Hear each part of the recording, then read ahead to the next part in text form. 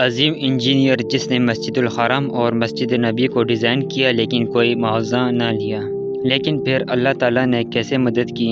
وہ ایک مصری انجینئر اور آرکیٹیکٹ تھا جس نے ظاہری دنیاوی بودوبائی سے دور اور نامعلوم رہنے کو ترجیح دی۔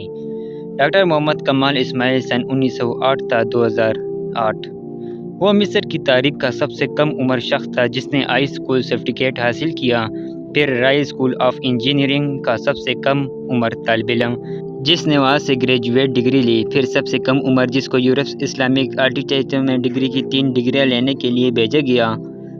اس کے علاوہ وہ سب سے کم عمر نوجوان تھا جس نے بادشاہ سے نائل سکارف اور آئرن کا خطاب حاصل کیا۔ وہ پہلا انجینئر تھا جس نے حرمین شریفین کے توسیعی منصوبے کی تعمیر اور عمل درآمد کے لیے اختیارات سنبھالے۔ اس نے شاہ فہد اور بن لادن کمپنی کی بار بار اصرار کے باوجود انجینئرنگ، ڈیزائن اور آرکیٹیکچر ڈگرانی کے لیے کسی قسم کا معاوضہ لینے سے انکار کیا اور کہا کہ میں 2 مقدس مساجد کے کاموں کے لیے کیوں معاوضہ لوں اور قیامت کے دن اللہ تعالیٰ کا کیسے سامنا کروں گا۔ اس نے 44 سال کی عمر میں شادی کی اور اس کی بیوی نے بیٹا جنم دیا اور زچگی کے بعد فوت ہو گئی۔ اس کے بعد وہ مرتے دم تک عبادت الہی میں مصروف رہا۔ اس کی عمر 100 سال سے زیادہ تھی اور دنیا اور میڈیا کی چکا چوند سے ہٹ کر گمنام رہ کر حرمین شریفین کی خدمت کی۔ اس عظیم آدمی کی حرمین شریفین میں نصب کیے گئے سفید پتھر کے حصول کی بھی بڑی دلچسپ کہانی ہے۔ یہ وہ پتھر ہے جو حرم مکی میں مطاف، چھت اور باہر صحن میں لگا ہوا ہے۔ اس کی خصوصیت یہ ہے کہ گرمی کو جذب کر کے فرش کی سطح کو ٹھنڈا رکھتا ہے۔ یہ پتھر ایک ملک گریس میں ایک چھوٹے سے پہاڑ میں دستیاب تھا۔ وہ سفر کر کے گریس گئے اور حرم کے لیے کافی مقدار میں تقریباً آدھا پہاڑ خریدنے کا معاہدہ کیا۔ معاہدہ پر دستخط کر کے وہ واپس مکہ لوٹے اور سفید پتھر سٹاک میں آ گیا اور مکہ حرم میں پتھر کی تنصیب مکمل کرائی۔ 15 سال بعد سعودی حکومت نے ایسا ہی پتھر مسجد نبی میں بھی نصب کرنے کو کہا۔ انجینئر محمد کمال کو جب بادشاہ نے مسجد نبی میں ویسا ہی ماربل لگانے کو کہا تو وہ بہت پریشان ہوا کیونکہ کرۂ ارض پر واحد جگہ گریس ہی تھی جہاں یہ پتھر دستیاب تھا، جو کہ آدھا پہاڑ تو وہ پہلے ہی خرید چکے تھے۔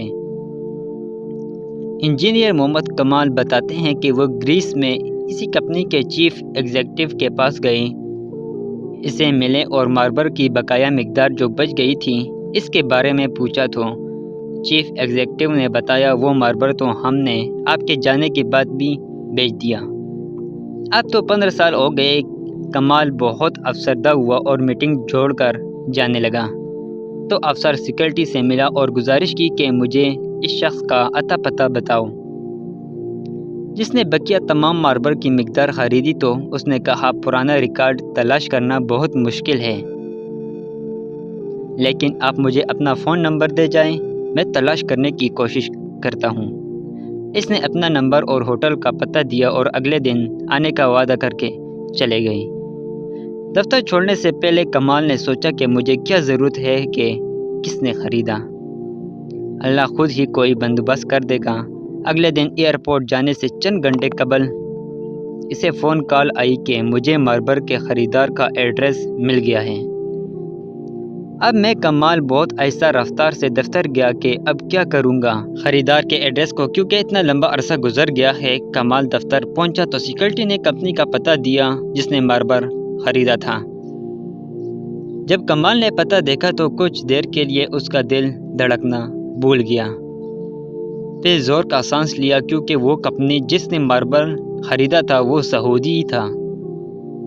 کمال نے سعودیہ کی فلائٹ پکڑی اور اسی دن وہ سعودیہ پہنچ گیا اور سیدھا اس کمپنی کے دفتر پہنچا اور ڈائریکٹر ایڈمن کو ملا اور پوچھا کہ آپ نے اس ماربل کا کیا کیا جو گریس سے خریدا ہوا تھا؟ تو اس نے کہا مجھے یاد نہیں۔ پھر اس نے اسٹاف روم سے رابطہ کیا اور ان سے پوچھا کہ وہ سفید ماربل جو گریس سے منگوایا تھا کدھر ہے؟ تو انہوں نے کہا وہ ساری مقدار موجود ہے اور اس کو کبھی استعمال نہیں کیا گیا۔ تو کمال ایک بچے کی طرح رونے لگا اور کمپنی کے مالک کو پوری کہانی سنائی۔